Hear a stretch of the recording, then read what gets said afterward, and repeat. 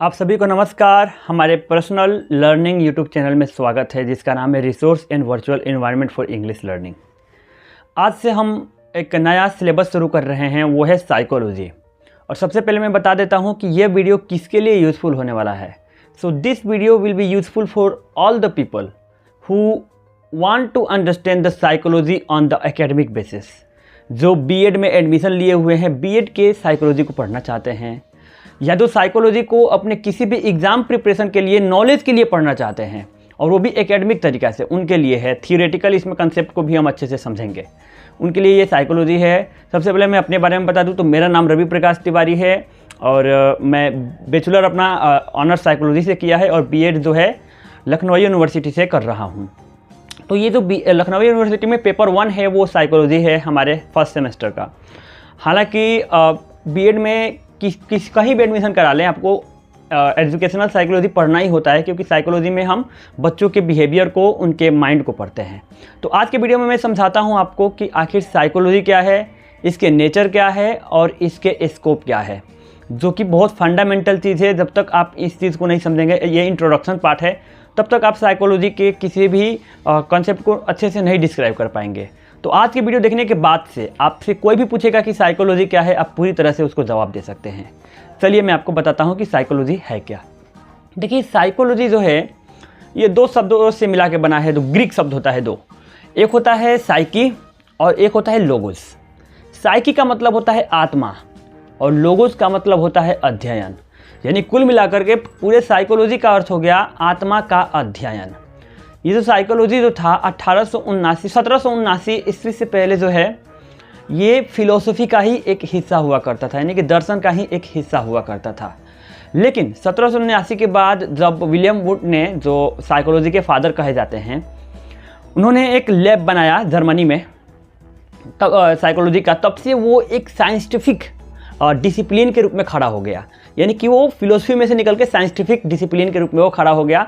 और पहले जो था साइकोलॉजी में, कोई भी आके अपने पर्सपेक्टिव से, अपने नज़रिया से उसके बारे में कोई भी अपना बात रखता था और लिखता था। लेकिन अब जो है साइकोलॉजी में वही चीज़ लिखी जाती है जो चीज़ साइंटिफिक के एविडेंस से जिसके लिए एविडेंस हो और वो साइंटिफिक डाटा पर प्रूफ हो पाए। ठीक है, तो साइकोलॉजी को अगर हम परिभाषित करें तो साइकोलॉजी जो है वो अब का जो साइकोलॉजी है, इसको एक लाइन में कह सकते हैं, psychology is behaviour, psychology is study of behaviour, है ना, या फिर psychology is science of behaviour. Psychology is a scientific discipline in which we study about the thoughts, mental processes and behaviour of any individual. ठीक है, तो psychology क्या होता है, जिसमें मानसिक प्रक्रियाओं और विचारों इत्यादि को हम उसमें अध्ययन करते हैं, ये साइकोलॉजी होता है।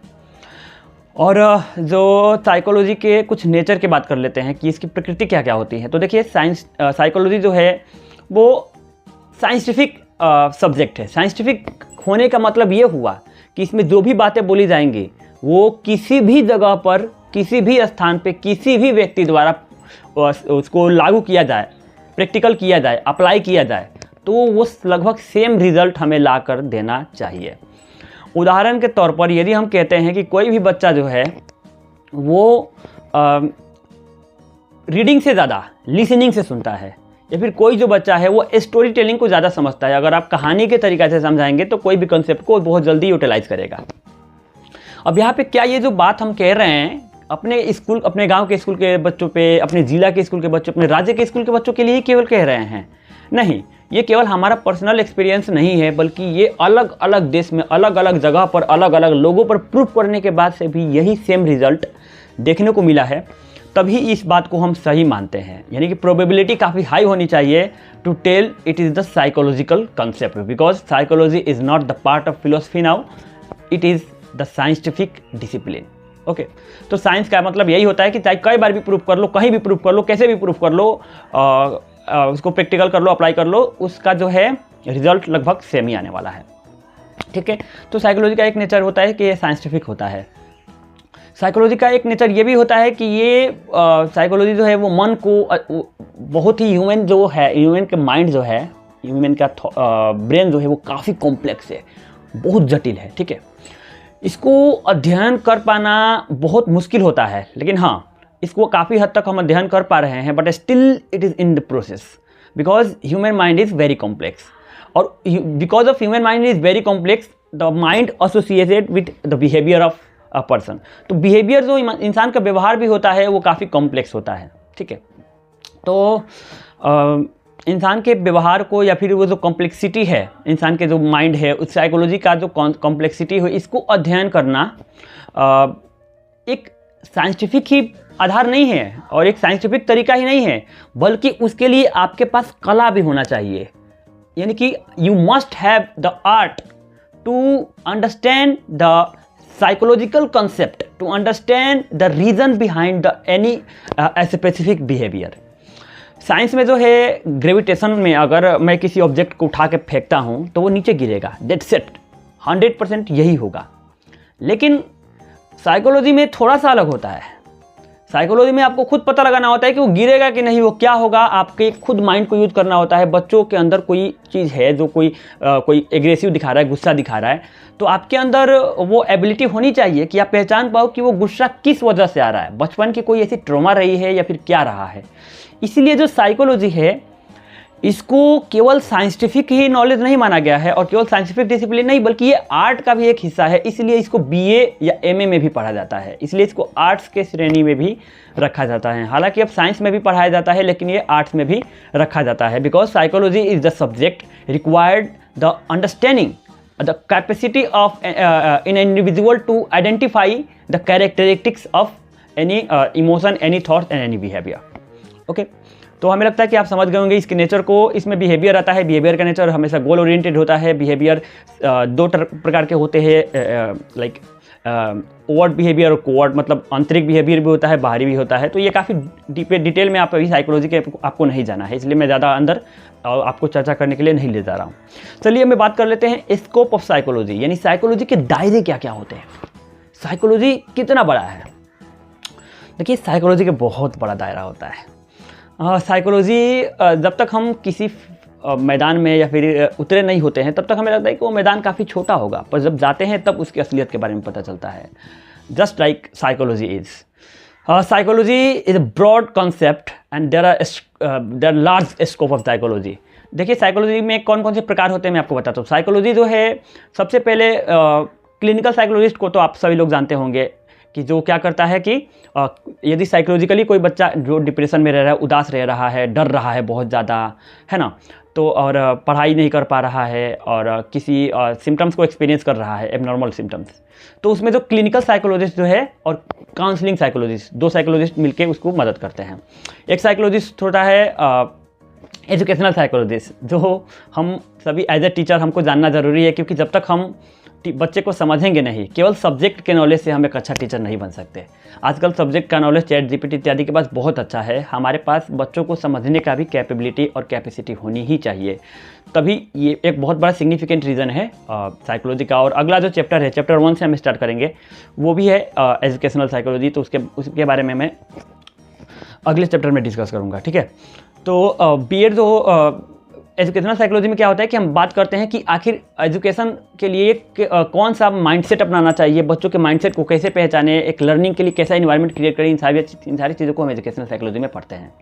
एक होता है फॉरेंसिक साइकोलॉजी। हाल ही में जो दिल्ली के लाल किला में जो घटना हुआ है, उसको समझने के लिए भी एक साइकोलॉजिस्ट की ज़रूरत होता है जो फॉरेंसिक साइकोलॉजी में स्पेशलिस्ट होता है, ठीक है, ताकि वहाँ की चीज़ों को इकट्ठा कर पाए, सबूत को और समझ पाए। एक होता है ऑर्गेनाइजेशनल बिहेवियर या फिर इंडस्ट्रियल साइकोलॉजी।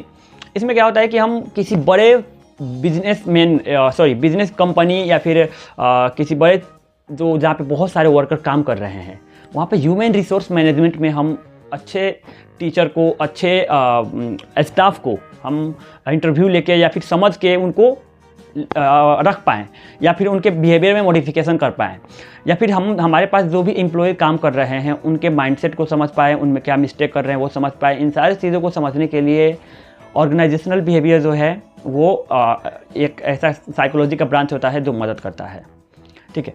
और एक होता है, बहुत सारे साइकोलॉजिस्ट होते हैं, और एक होता है इन्वायरमेंटल साइकोलॉजी, जो आजकल पॉल्यूशन हो रहा है, क्लाइमेट चेंज जो हो रहा है, पेड़ कटते जा रहे हैं, इन सारी चीज़ों की वजह से जो साइकोलॉजिकल इम्पैक्ट पड़ रहे हैं उसको जो स्टडी करता है ब्रांच, वह है इन्वायरमेंटल साइकोलॉजी। और बहुत सब प्रकार के साइकोलॉजिस्ट होते हैं। जैसे सोशल साइकोलॉजी, वो क्या होता है कि सोसाइटी को पढ़ता है, अलग अलग सोसाइटी में, अलग अलग कल्चर में किस प्रकार से इंडिविजुअल का जो थॉट्स है, उसका बिहेवियर है, वो अलग अलग हो जाता है।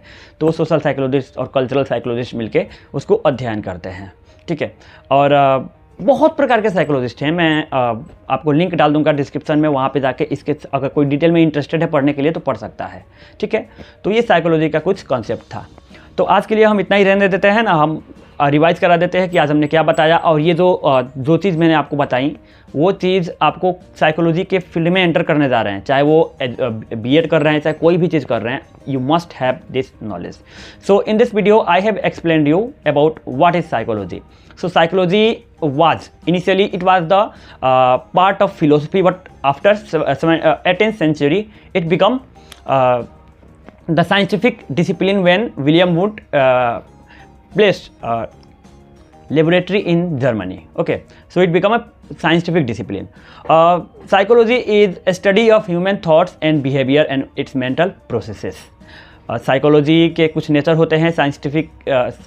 Psychology is scientific in nature and it can be prove by practical, it can be prove by in lab and it can be prove by any one by any situation, in any situation. Okay, scope में मैंने आपको बताया कि psychology के बहुत बड़े दायरे होते हैं, जो कि बहुत अलग अलग प्रकार के, forensic psychology, social psychology, environmental psychology,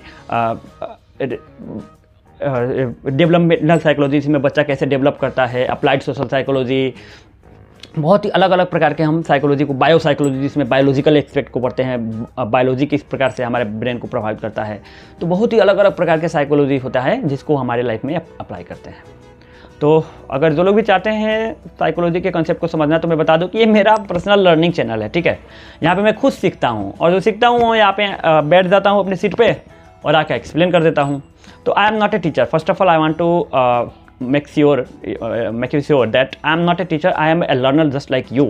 And the initiative taken by me to record this video is just for self practice. And also I was thinking that if I will upload this video, it might be also helpful for those person who is really interested to learn English. While I am always open for your feedback. Thank you for watching.